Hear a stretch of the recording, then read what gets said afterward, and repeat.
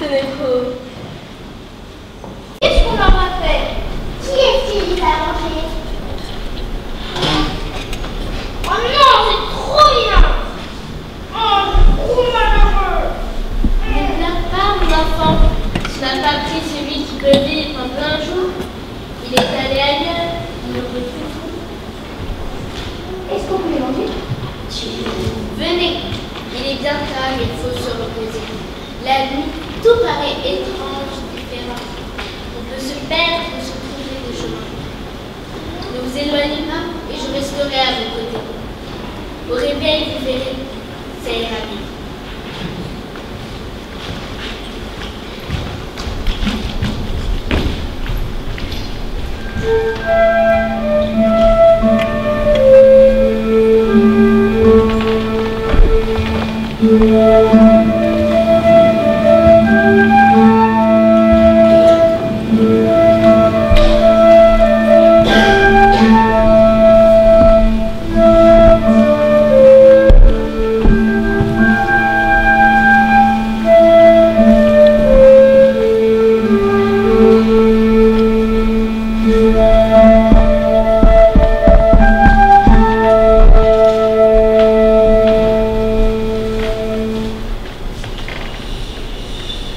Salut tous les arbres.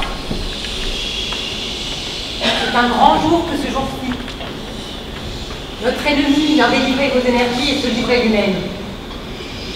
Il cherche l'oiseau bleu que nous avons eu tant de mal à cacher depuis le commencement et qui décèle notre secret. C'est Tiltil et Nitil, les enfants du bûcheron, qui nous a fait tant de mal. Vous dites? C'est le peuplier? Oui, il possède un diamant qui a la vertu de délivrer un instant nos esprits. Ils peuvent nous forcer à livrer l'oiseau bleu. Nous serons alors à la merci des humains. Qui parle? C'est le chêne? Toujours enrhumé? La réglisse ne vous soigne plus? Toujours vos rhumatismes? Croyez-moi, j'en suis sûre, c'est à cause de la mousse que vous mettez sur vos pieds. Vous en mettez beaucoup trop. L'oiseau bleu est-il toujours chez vous? Oui. Il faut qu'elle meure aussi. Il est avec sa petite sœur.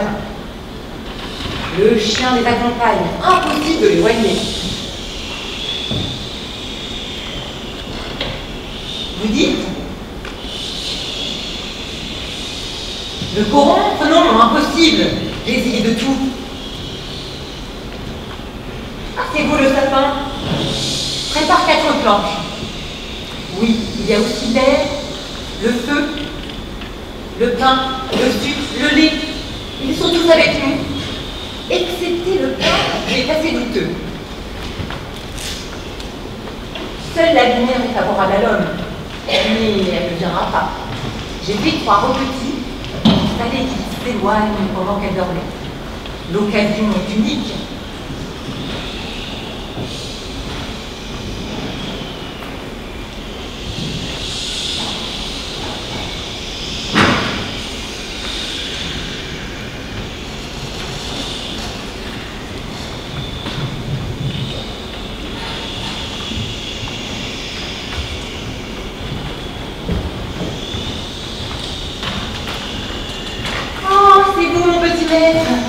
Que vous êtes jolie et que vous avez bonne mine.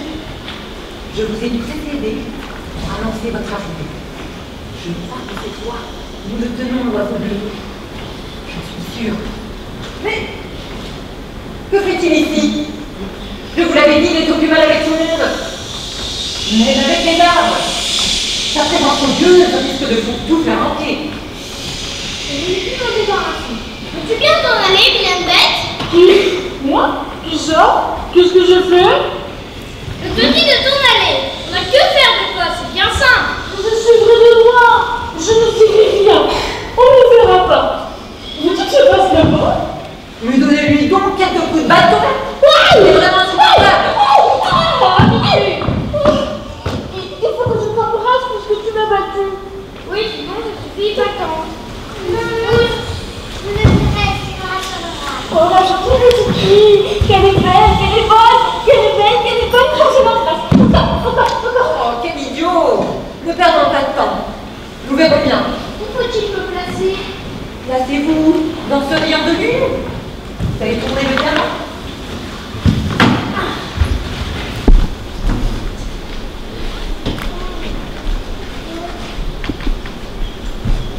Avez-vous le diamant? Oui, c'est bon. Tournez-le par ici. Dans ce rayon de lune, vous y verrez plus clair.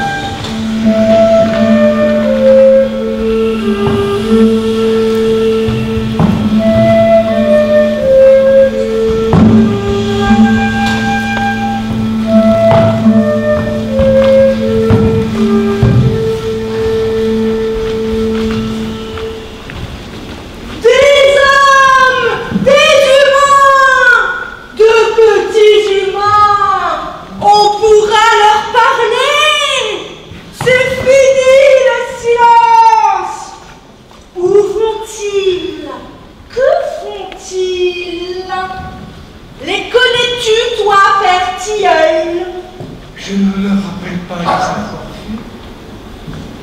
Monsieur, voyons, tu connais tous les hommes à force de te promener autour de leur maison. Je ne les connais pas. Je ne les ai jamais vus. Ils sont encore bien jeunes.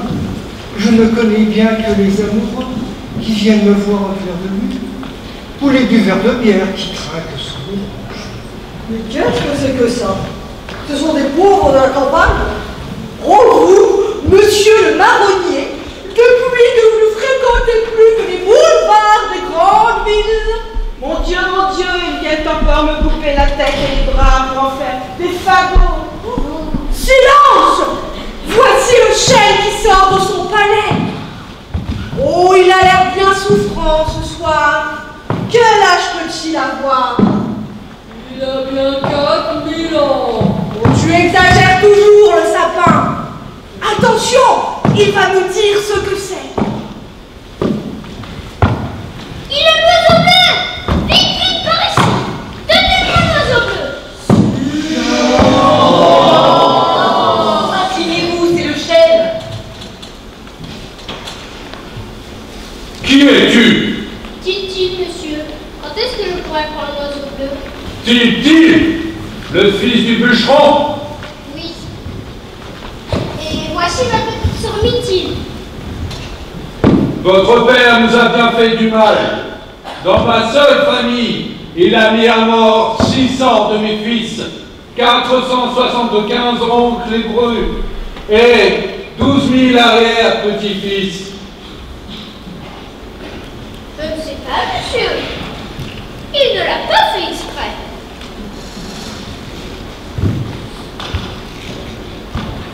Que viens-tu faire ici? Et pourquoi as-tu fait sortir nos âmes de leur demeure? Monsieur, je vous demande pardon. La chatte vient de me dire que vous allez me donner l'oiseau bleu. Je sais que tu viens chercher l'oiseau bleu, c'est-à-dire le grand secret des choses et du bonheur. Pour que les hommes rendent encore plus dur notre esclavage. Non, non. C'est pour la petite fille de la fée de lune qui est très malade. Il suffit. Où sont les animaux? Je ne les entends pas. Tout ceci les intéresse autant que nous. Il ne faut pas que nous, les arbres, assumons seuls la responsabilité des mesures graves qui s'imposent. Le jour où les âmes apprendront ce que nous allons faire, ce que nous avons fait, il y aura d'horribles représailles. Il est bon de savoir ce que l'on fait et ce qui se passera. Les animaux devraient être là. Où sont-ils? La poule? La poule ne pourrait pas enfants, la loi n'a pas compris et le dindon s'est mis en colère. Ces abstentions sont extrêmement regrettables. Néanmoins, nous sommes en nombre suffisant. Vous savez, mes frères et mes sœurs, de quoi il est question. Cet enfant, grâce à un talisman dérobé aux puissances de la terre, a pu s'emparer de notre oiseau bleu que nous gardons depuis l'origine de la vie. Or, nous connaissons assez bien l'homme pour n'avoir aucun doute sur le sort qui nous réserve s'il arrive à avoir ce secret. L'heure est grave. Il faut que les enfants disparaissent avant qu'il ne soit trop tard.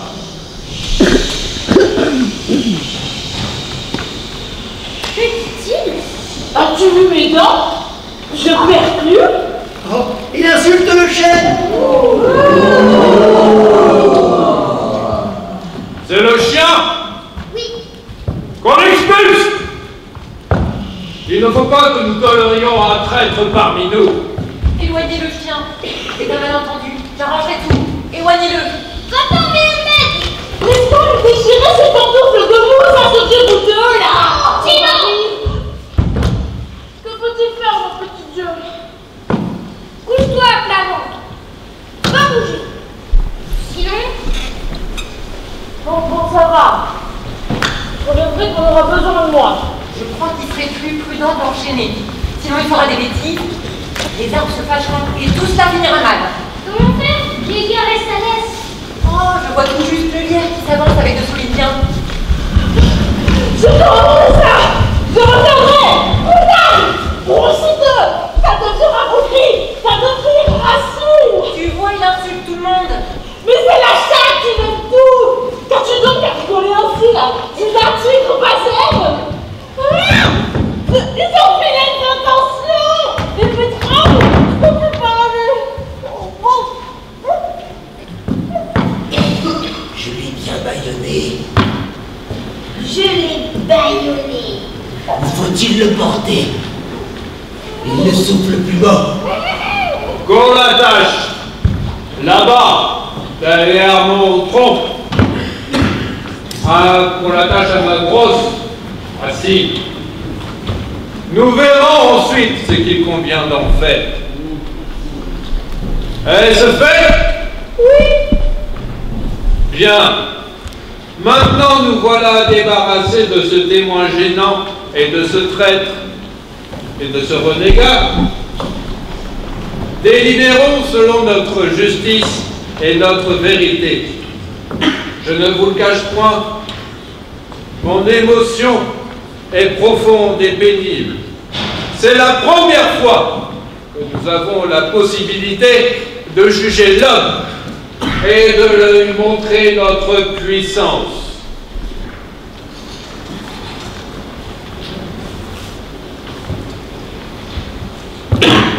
La pendaison! La pendaison!